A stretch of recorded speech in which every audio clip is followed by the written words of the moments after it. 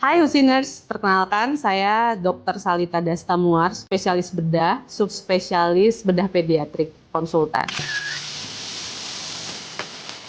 Hari ini saya akan menjelaskan mengenai kelainan bawaan pada dinding abdomen yang disebut dengan omfalokel. Omfalokel itu adalah suatu kelainan bawaan di mana isi perut bayi yang baru lahir keluar melalui pusar yang ditutupi oleh lapisan yang cukup kuat sebenarnya untuk melindungi usus-usus ini. Kejadian itu sebenarnya terjadi di dalam kandungan. Kelainan omfalokel terjadi di trimester pertama kehamilan, di mana proses pembentukan dinding abdomen yang biasanya dilakukan terjadi dari sisi kanan dan kiri fetus bayi bertemu di tengah. Pada kelainan omfalokel, isi perut itu sudah terbentuk lebih dulu dibandingkan kantung perutnya, sehingga memang secara normal terjadilah pengeluaran dari kantung perut. Dan pada minggu ke-10 kehamilan, isi perut itu akan kembali menempati tempatnya di dalam kantung perut. Pada kelainan omfalokel, proses kembalinya isi abdomen ke dalam kantung perut itu tidak terjadi sempurna, sehingga sebagian berada di luar kantung perut. Itulah yang menyebabkan ketika dia lahir, isi perut bisa berupa usus, bahkan liver atau hati bisa berada di luar dinding perut, namun dilapisi oleh lapisan yang kita sebut sebagai kantung amnion.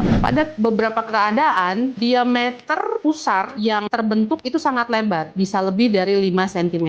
Akibatnya bisa kalian bayangkan, jika bayi itu lahir dengan berat normal saja, 3 kilo, tapi ada celah di perutnya lebih kurang 5 cm, di mana isi perutnya sebagian keluar. Usaha utama kita mengembalikan isi perut ke dalam dinding abdomen dan memperbaiki dinding abdomen. Tapi kalau memang dalam proses perkembangannya isi perut sudah lama berada di luar dinding abdomen, kantong perut yang terbentuk juga pasti akan terbatas. Sehingga proses untuk menutup dinding abdomen atau kita memaksakan dinding abdomen tertutup itu tentu akan sangat beresiko. Pada tata laksana omfalokel besar, kita biasanya cenderung lebih konservatif atau kita melakukan secara bertahap. Ketika bayi baru lahir, kita akan mengusahakan kantong pelapis omfalokel itu akan berubah menjadi kulit yang untuk sementara akan menutupi isi perut, dengan harapan setelah 6 bulan isi perut itu sudah terlindungi oleh kulit yang baik, dan ketika si anak sudah bertumbuh berat badan di atas 5 atau 6 kilo, kita bisa memperbaiki dinding abdomen secara utuh, termasuk dengan otot-otot dinding abdomen. Hal ini memperbaiki dan meningkatkan angka keberhasilan atas